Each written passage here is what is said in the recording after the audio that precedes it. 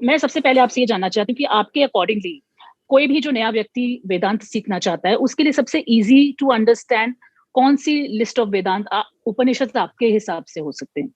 जितने भी उपनिषद्स हैं या जितने भी वेद हैं, हुँ, उसमें से मैं आपको कहूं कि सिर्फ एक आपको पढ़ना चाहिए, वो है Atharvaveda.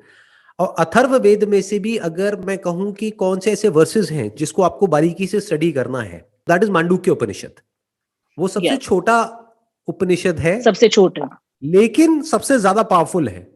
Crux of the matter जो है वो उसमें काफ़ी मतलब अंडरस्टैंडिंग है उसपे, राइट, तो है ना? अगर आप वो समझ गए तो बहुत सारे ऐसे भी मंत्र होंगे वेदों के जिनको आप बड़े हुँ, आसानी से रूल्ड आउट कर सकते हो, जिनको आप बड़े आसानी से ये कह सकते हो कि ये जो इंटरप्रेटर है, जिसने भी इसको इंटरप्रेट किया है अपने तरीके से, फिर चाहे हिंदी में किया है, चाहे इंग्लिश में किया है, चाहे किसी भी लैंग्वेज में किया है, बड़े आसानी से देख लोगे कि अच्छा यहाँ पर मिलावट हुई पड़ी है, क्योंकि it hmm, is not hmm. In line with the Mandukya उपनिषद।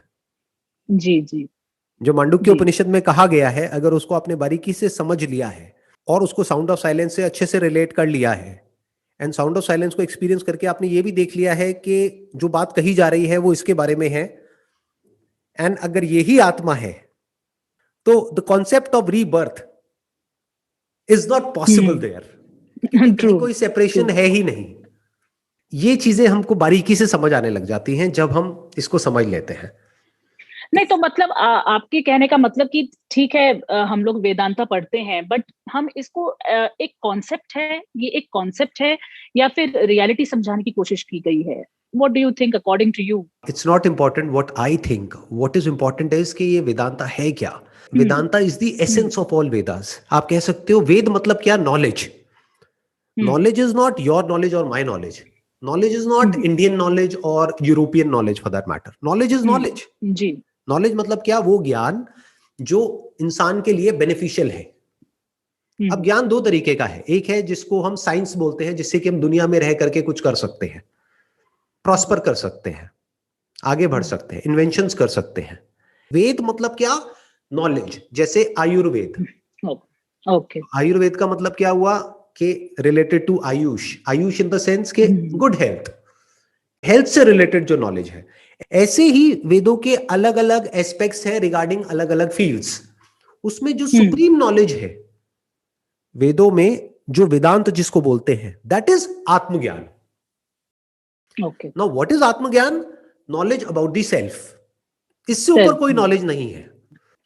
तो यहां पर किसी हुँ, का कोई कॉन्सेप्ट नहीं है, this is not a concept, hmm, this is the hmm, reality which was seen as it is and which can be verified by anybody and everybody, no matter who that person is.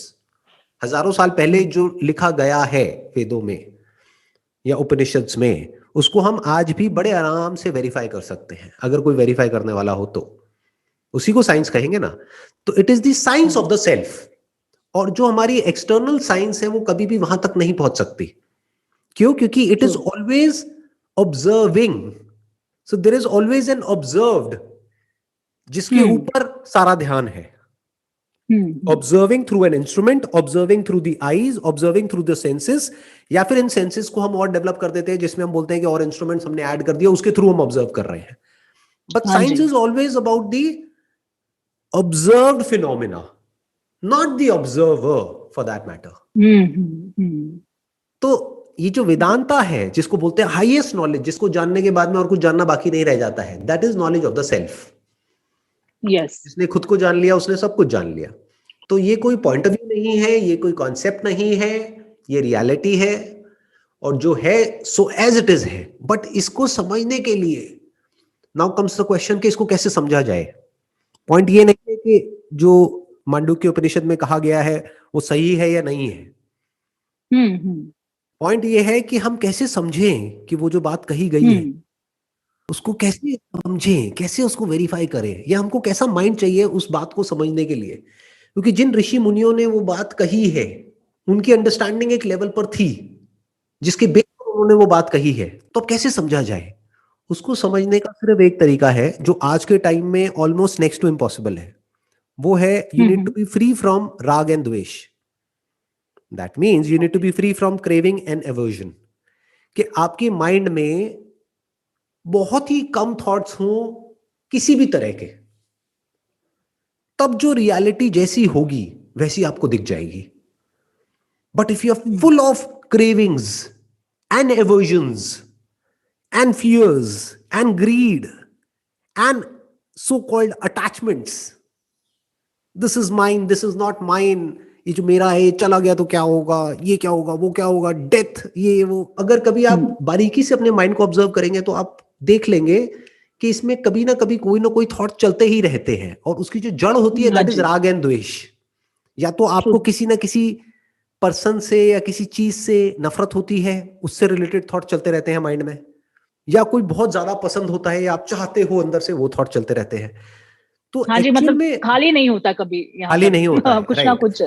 तो अब कौन eligible है मांडुक्य उपनिषद को समझने के लिए, that is a big question. हाँ जी, या तो अगर आप अथर्ववेद को स्टडी करेंगे तो वहां पे स्टेप बाय स्टेप बताया गया है कि बेसिकली क्या स्टेप्स हैं जिसके बाद में जाकर के एक पर्सन एलिजिबल होता है उसको स्टडी करने के लिए.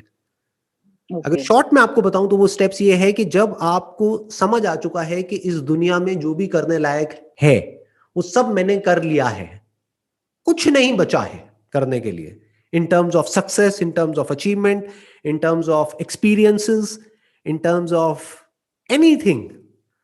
जब आपको समझ आ गया है कि अब और कुछ नहीं है, that is more like a repetition, कि एक साइकिल में मैं गोल गोल गोल गोल घूम रहा हूं, कि अब इसके बियॉन्ड और कुछ नहीं है जो इस दुनिया में किया जा सकता है, तो उसको बोलते हैं वैराग्य. कि अब आपको इस दुनिया में कर तो रहे हो अपने जो भी काम है करने वाले, जो भी आपकी ड्यूटीज है उसको परफॉर्म कर रहे हो, बट आपको समझ आ गया है कि उसका अपने आप में कोई मीनिंग नहीं है, अब उसमें आपका एक्चुअल में कोई इंटरेस्ट नहीं है, you are just doing it for the heck of doing it, कि ठीक है करना है तो आई एम डूइंग इट. और जब आपके अंदर से क्वेश्चन उठता है कि is there something more to life, क्या कुछ और भी है या यही सब है कि खाना पीना निकालना फिर मर जाना चले जाना ये वो व्हाटएवर, कुछ और भी है. And when you are so curious and you are free from all those desires and fears and aversions and all those things, तब आप एलिजिबल हो जाते हो ये स्टडी करने के लिए. फिर जब आप बैठ के इसको स्टडी करोगे और साइलेंस में आराम से कई कई घंटों तक बैठ करके आराम से ऑब्जर्व करोगे, क्योंकि कोई थॉट ही नहीं होगा इस दुनिया से रिलेटेड, क्योंकि इस दुनिया में इंटरेस्ट ही नहीं है. आप समझ गए कब नहीं है इंटरेस्ट, जब कर रहे हो कोई काम तो है. फॉर एग्जांपल अपने बच्चों का ध्यान रख रहे हैं तो उस वक्त तो इंटरेस्ट है, पूरे अच्छे से ध्यान रख रहे हैं, बट रख लिया ध्यान, अब वो बच्चे बिजी हैं अपना कोई क्लासेस में या खेल रहे हैं कुछ है, अब आप अकेले हैं, राइट. आपके हस्बैंड अपना अलग बिजी हैं, तो अब क्या करेंगे, अब आप अकेले में बैठे हैं, अब अपने को जान देख रहे हैं कि क्या कहा जा रहा है, अपने से बात कर, सब कुछ जो कहा जा रहा है वो आपके बारे में कहा जा रहा है, आपसे आपके बारे में कहा जा रहा है वहां पर. नाउ यू विल सी कि भाई क्या कहा जा रहा है, किस स्टैंड पॉइंट से कहा जा रहा है. Let me see that, let me verify it कि बात सही है या एक कॉन्सेप्ट है या किसी की इमेजिनेशन है. Let me find it out, क्या कहा जा रहा है. ना अंतः प्रज्ञम, ना बहिष प्रज्ञम, ना उभयतः प्रज्ञम, ना प्रज्ञान घनम, ना प्रज्ञम, ना प्रज्ञम, ये क्या है, व्हाट डज इट मीन. हर चीज को मना कर दिया गया है. शांतम शिवम अद्वैतम चतुर्थम मन्यन्ते, इसका मतलब क्या है, ये क्या है, किस लेवल की बात करी जा रही है. तो फिर तो उसके लिए you have to sit with yourself and उसके लिए you have to be free from everything related to this world. कब फ्री हो सकते हो, जब इंटेलिजेंटली आपने अपने फाइनेंसेस को प्लान कर दिया है, अपनी हेल्थ को एक मॉडरेट लेवल पे ले आए हैं, ना एक्सट्रीम में हेल्थ के लिए आप पागल हैं, ना हेल्थ को बिल्कुल ही नेग्लेक्ट कर रहे हैं, ना पैसे के पीछे बिल्कुल ही पागल हैं, ना पैसे को नेग्लेक्ट कर रहे हैं, क्योंकि अगर पैसे को नेग्लेक्ट कर रहे हैं तो सड़क पे जाकर के हम भीख मांगने लग जाएंगे, राइट. तो फिर तो ध्यान पैसे पे ही आ गया ना. बेसिकली एक भिखारी में जो सड़क के साइड में बैठा हुआ भीख मांग रहा है पैसे के लिए, और एक बिलियनियर में कोई फर्क नहीं है, दोनों ही पैसे के पीछे पागल है, दोनों ही इसके लिए एलिजिबल नहीं है, राइट. इस तरह की नॉलेज के लिए.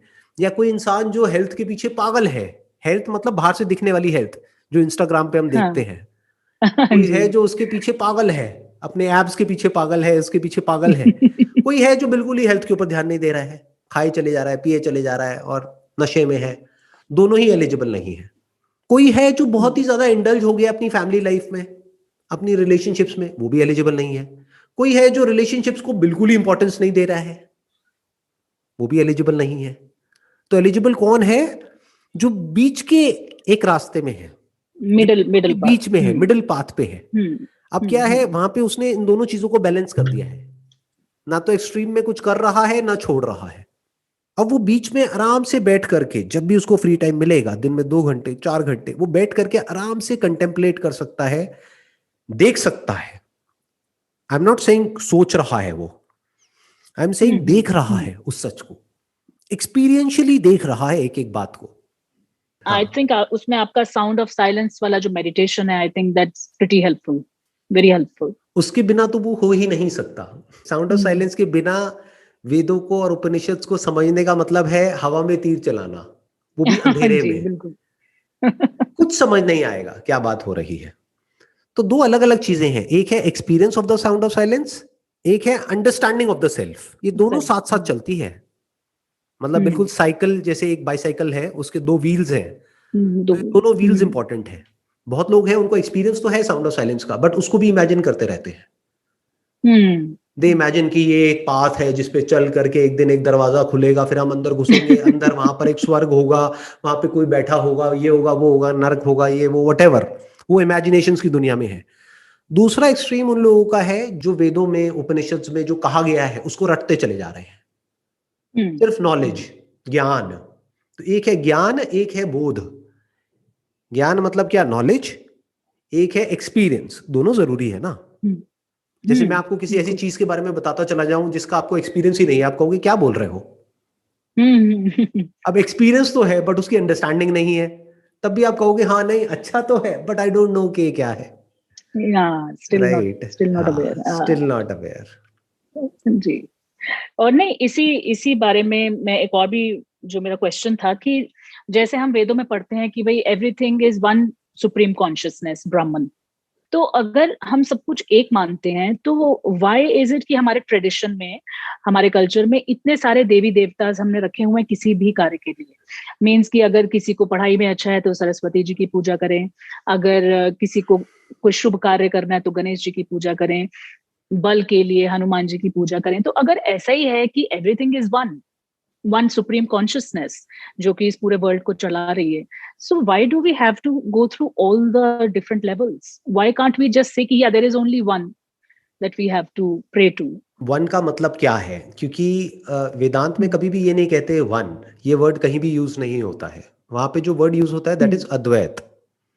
मतलब अद्वैत, क्या? हाँ, दो नॉन नहीं ड्यूअल। है, नॉन डुअल। उसका नॉन मतलब क्या ड्यूअल। है? दो नहीं है। वो ये नहीं कहते एक है। एक ही। अच्छा, क्यों? मतलब वो दो ये नहीं कहते है, हैं कि हाँ। हाँ, वो कहते हैं दो नहीं है। वो ये नहीं कहते कि एक ही है। ध्यान से समझना, ओके दोनों में ओके। बड़ा फर्क है। बिकॉज ये जो ऋषि मुनि है ना, जिन्होंने ये वेदांत के जो मंत्र हैं, जो एक्चुअल में जो डीप में गए हैं, इतना सोच समझ करके एक एक वर्ड को लिखा है जिसकी कोई हद नहीं है। मतलब हम लोग तो जल्दी में कुछ भी बोल देते हैं, कुछ भी कर देते हैं। वो लोग एक एक वर्ड के पीछे इतना डीप में गए हैं, इसीलिए उन्होंने बोला अद्वैत, यानी क्या? दो नहीं है। तो क्या है? क्या एक है? उन्होंने तो नहीं कहा कि एक है, ये तो हम खुद अज्यूम कर रहे हैं। एक है तो ये दुनिया में इतना सब कुछ कैसे दिख रहा है? जैसे आपने क्वेश्चन पूछा कि इतने सारे देवी देवता क्यों, तो वो क्या कह रहे हैं? दो नहीं है। मतलब क्या? कि एक स्टैंड पॉइंट से देखोगे तो एक है, दूसरे स्टैंड पॉइंट से देखोगे तो इन्फिनिट है।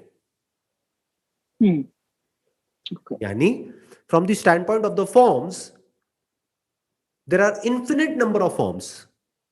From the standpoint of the substance there is only one substance. Okay.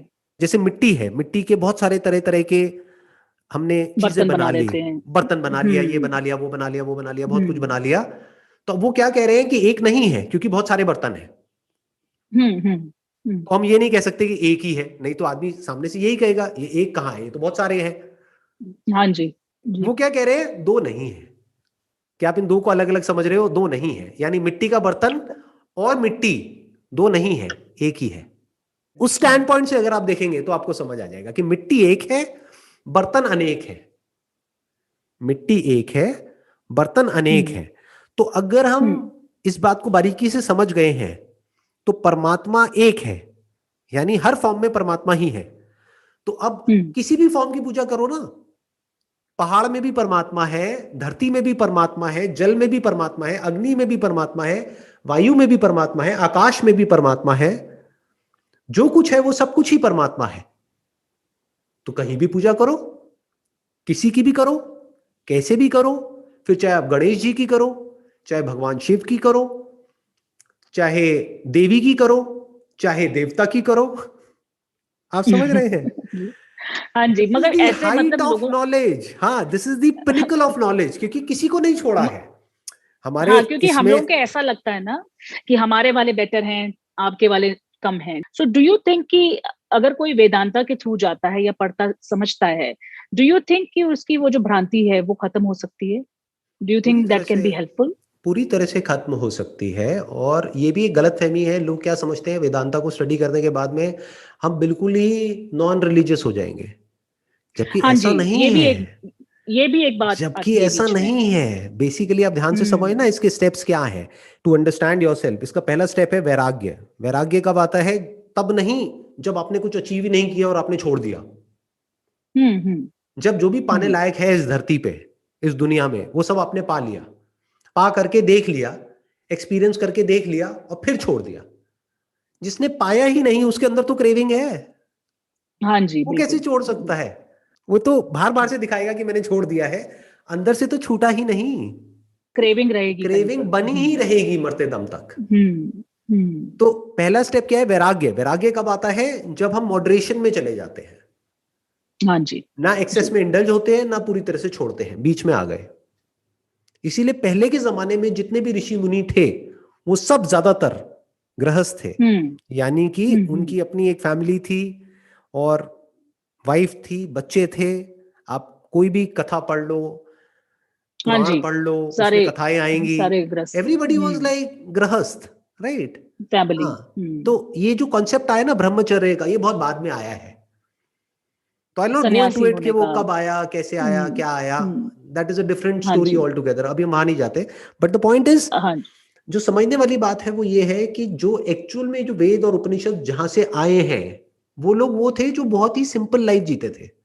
Simple मतलब क्या? हम्म एक छोटी सी कुटिया है, पास में नदी बह रही है, एक छोटा सा आश्रम है, पेड़ के नीचे कुछ शिष्य बैठे हैं, उनको सिखा रहे हैं, कर रहे हैं। इस तरह से ये सिंपल लाइफ।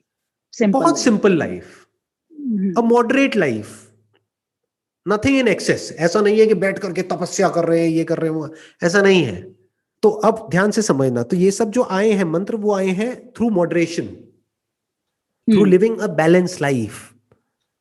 क्योंकि एक मॉडरेट जो माइंड होता है ना, वो एलिजिबल हो जाता है आगे नेक्स्ट स्टेप पे जाने के लिए, यानी उसके अंदर वैराग्य हम्म जागने लग जाता है। अब नेक्स्ट स्टेप जो आता है, that is Upasana, that is भक्ति। बिना उपासना के, बिना भक्ति के, मतलब दिल में जब तक ये नहीं होगा ना, अंदर से एक चीख नहीं निकलेगी कि हम्म। हे भगवान मेरी मदद करो, मुझे बताओ कि सही रास्ता क्या है, सही क्या है, गलत क्या है, तब तक वो आदमी ढोंगी पाखंडी बन करके बाहर से दिखाता रहेगा कि मेरे को ये पता है, वो पता है, बट अंदर से एक्चुअल में उसके दिल में वो चाह पैदा ही नहीं हुई है जानने की कि भगवान क्या है। अब वो कब पैदा होती है? जब आदमी अपनी मोर्टैलिटी को देख लेता है, उसको समझ आ जाता है कि ये कुछ भी नहीं है, this is very very fragile. कल एक बीमारी होनी है, हम्म। पता भी नहीं लगेगा कहाँ गए, हुआ करता था। ट्रू। तो कहने का मतलब है, जब वो इंसान अपनी फ्रेजिलिटी को देख लेता है तो उसकी ईगो शैटर हो जाती है, तो टूट जाता है पूरी तरह से, फिर वो भगवान के पास जाता है। भगवान मतलब क्या? कहीं भी किसी भी जगह पे जाकर के बैठ जाता है और हार मान जाता है और कहता है कि भगवान मुझे नहीं पता कि क्या रास्ता है, आप बताओ। फिर जा करके सरेंडर। उसको जवाब मिलने लगते हम्म हैं। फिर जा करके हम्म। वो स्टडी करता है वेदों को, उपनिषद्स को। Now he is eligible to understand. और फिर जब वो समझ लेता है, तब उसके अंदर जो लव और कंपैशन है वो बढ़ जाता है, कम नहीं होता है। भक्ति और बढ़ जाती है, भजन उसको और अच्छे लगने लग जाते हैं। जैसे फॉर एग्जाम्पल भगवान शिव, अगर उनको आप ध्यान से हम्म। देखेंगे, ऑब्जर्व करेंगे, तो वो बेसिकली क्या है, उनको आप कह सकते हैं कि उनको अगर आप बारीकी से ऑब्जर्व करेंगे ना, तो आपको वहां पर बहुत सारे सीक्रेट्स रिवील होते हुए दिखेंगे। भगवान शिव के पीछे भूतों की टोली चलती है, इसका मतलब क्या है? व्हाट इज भूत? अब आप सिर्फ भगवान शिव को इसलिए पूजा नहीं कर रहे हो क्योंकि आपको कुछ चाहिए, क्योंकि वो हम्म। तो पहले स्टेप में ही गायब हो गया। वैराग्य का मतलब यही है कि कुछ नहीं चाहिए। अगर आपको कुछ चाहिए और फिर आप हम्म। वेदों को स्टडी कर रहे हो, उपनिषद को स्टडी कर रहे हो, तो वो किसी काम का नहीं है, हाँ, करेक्ट। राइट? तो अब जब आपको कुछ नहीं चाहिए, जो चाहिए था वो सब मिल चुका है, मतलब आपने अपनी जिंदगी की डोर एक्चुअल में भगवान के हाथ में छोड़ दी है। भगवान मतलब क्या? उसको आप नेचर कहो, यूनिवर्स कहो, प्रकृति कहो, कुछ भी बोलते रहो, कुछ भी। कुछ हाँ। भी, एनीथिंग। राइट, मतलब इस सुप्रीम यूनिवर्स के पावर हाथ को में आपने सरेंडर सब कर छोड़ दिया। दिया, सरेंडर कर दिया कि अब तू हम्म संभाल ले सब कुछ, हम्म तो वो सब संभाल लेता हम्म है। तो अब सवाल उठता है, अब क्या दिखेगा आपको? अब जब आप भगवान विष्णु को देखेंगे, ब्रह्मा को हम्म देखेंगे, भगवान शिव को देखेंगे, तो आपको कुछ ऐसा नजर आएगा जो और लोगों को नजर नहीं आता है। जैसे मैंने आपको एग्जांपल हम्म बताया कि भगवान शिव के पीछे भूतों की टोली चलती है, तो इसका मतलब क्या हुआ? हम्म। ध्यान से हाँ जी। समझना, भूत मतलब क्या? Past, past. मेमोरी। उसी पास्ट के बेस पे फ्यूचर क्रिएट होता है, जिसको काल बोलते हैं, समय बोलते हैं। हम्म तो ये भूत यानी कि पास्ट और फ्यूचर भगवान शिव के ऊपर नहीं है, सर पर नहीं है, क्योंकि सर से तो गंगा बह रही है। भगवान शिव मतलब क्या? वो जो आत्मज्ञानी है, हम्म जो खुद को जानते हैं। तो भूतों की टोली उनके पीछे है, माइंड उनके पीछे हम्म है, हम्म। राइट? हाँ थॉट्स जी। उनके पीछे है, फीलिंग्स उनके पीछे है, इमोशंस उनके पीछे है, उनके ऊपर हावी नहीं है। बट लोगों के केस में क्या है? भूत उनके सर पे चढ़ा हुआ है। हम्म राग द्वेष ये सब क्या है? भूत है। तो उनके ऊपर भूत चढ़ हम्म जाता है। तो लोगों के सर पे भूत चढ़ा हुआ है, बट भगवान शिव के पीछे भूत है। इस पूरी दुनिया को उन्होंने जला दिया है। उससे क्या बनता है? राख। उस राख को बॉडी पे लगा हम्म दिया है। मतलब जो हम्म। एसेंस ऑफ दिस यूनिवर्स है उसको वो जानते हैं। उनके सर से गंगा जी बह रही है, जिसमें जा हम्म। करके आपके सारे पाप धुल जाते हैं। क्या है वो गंगा? ज्ञान। कहाँ है वो गंगा? नहीं, नॉट ज्ञान, the sound of silence. Oh okay. बहुत गहरी बात है ये, बहुत बहुत गहरी ही बात है। मतलब बहुत जो थॉटफुल, हमारे जो वेरी चक्र थॉटफुल। होते हैं ना, उसमें सबसे ऊपर जो हाँ चक्र जी। होता है दैट इज सहस्रार। सहस्रार। तो हाँ वहीं जी। से हम पूरे यूनिवर्स से जुड़ जाते हैं। हम्म तो उनके अंदर से ये गंगा बह रही है। क्योंकि कभी आप बारीकी से बैठ करके साउंड ऑफ साइलेंस को ऑब्जर्व करोगे तो वो हमारे अंदर भी है और बाहर भी है। इस तरह से जब आप देखते रहते हो, उनकी जो तीसरी आंख है, तीसरी आंख मतलब क्या? दो आंखें जो बाहर देखती है, एक तीसरी आंख है जो अंदर हम्म देख लेती है। वो अंदर किसको देख रही हम्म। है? वो साउंड ऑफ साइलेंस को देख रही है। ट्रू। साउंड ऑफ साइलेंस मतलब क्या? ये सब जो पार्टिकल्स आपको दिख रहे हैं, ये एक्चुअल में पार्टिकल्स जैसे दिखते हैं। These are all just vibrations, energy vibrating at different frequencies. तो इन सबकी रियलिटी क्या है? Hmm these are all just waves. और ये हम्म। सब वेव्स किसके ऊपर टिकी हुई है? इन सब का अधिष्ठान क्या है? यानी ये सब वेव्स, यानी जो भी पार्टिकल है, ये पूरा यूनिवर्स है, ये पूरी दुनिया है जो आपको दिखती है, सुनाई देती है, फील हम्म होती है, ये सब किस पे टिकी हुई है? ये सब वेव्स है। ये वेव्स टिकी हुई है साउंड ऑफ साइलेंस के ऊपर। That is the ground for all of this. Hmm. तो इस तरह से जब आप देखते हैं तो वही गंगा जी जो उनके सर से निकली, और वो आपने विष्णु भगवान को देखा होगा कि जब वो बैठे हैं तो चारों तरफ पानी ही पानी है। हाँ जी। हाँ जी। तो हाँ, ये करेक्ट करेक्ट। बहुत गहरी बात है जिसको समझाया जा रहा है, बहुत गहरी। बहुत बहुत बहुत प्यारे तरीके से आपने समझाया, beautiful. It couldn't have been better than this. अब तो जब भी मैं शिव जी की फोटो देखूंगा, I I will have this thing in my mind all the time. Right. Very very nice. या आप तभी मैंने बोला ना, आपका जो जो क्लैरिटी ऑफ थॉट है ना, to to explain things is so beautiful, कि जिसको ना भी समझ में आ रहा हो ना, उसको भी समझ में आ जाएगा। Thank you so much. I hope you got तो ऑल द ये, आंसर्स जो भी आपके क्वेश्चंस हाँ थे। जी, बिल्कुल हो बिल्कुल। गया। ये कुछ ऐसे क्वेश्चंस थे जिनका आंसर मिलना इतना आसान नहीं था, because there is nobody you can actually talk to about all these things. Not many people are interested as you know. जबकि मुझे ऐसा लगता है कि वेदों की स्टडीज बहुत से, मतलब इवन यंगस्टर्स को भी करनी चाहिए। I know it sounds boring, but क्योंकि आजकल ऑडियोज हैं, वीडियोज हैं। तो जैसे आपने जो अष्टवक्र गीता के ऊपर जो वीडियोज बनाए, you made it very interesting, so इस तरह बनाने वाले there are not many people, I would say, because the way you explain is so close to heart, मतलब a person can easily understand। समझ रहे हैं? आपका जो ग्रेट। कनेक्शन है ना, लेवल ऑफ कनेक्शन जो पीपल के साथ है, because I have many people around me who really get inspired by what you tell, चाहे वो कुछ भी हो, चाहे वो मतलब रिलेशन है, चाहे फिर वो काम है, चाहे फिर वो स्पिरिचुअलिटी है, so many things। तो आपका एक बहुत बड़ा वो है, योगदान है, आई वुड से। सो मैं आपको बहुत बहुत थैंक्स बोलना चाहती हूँ।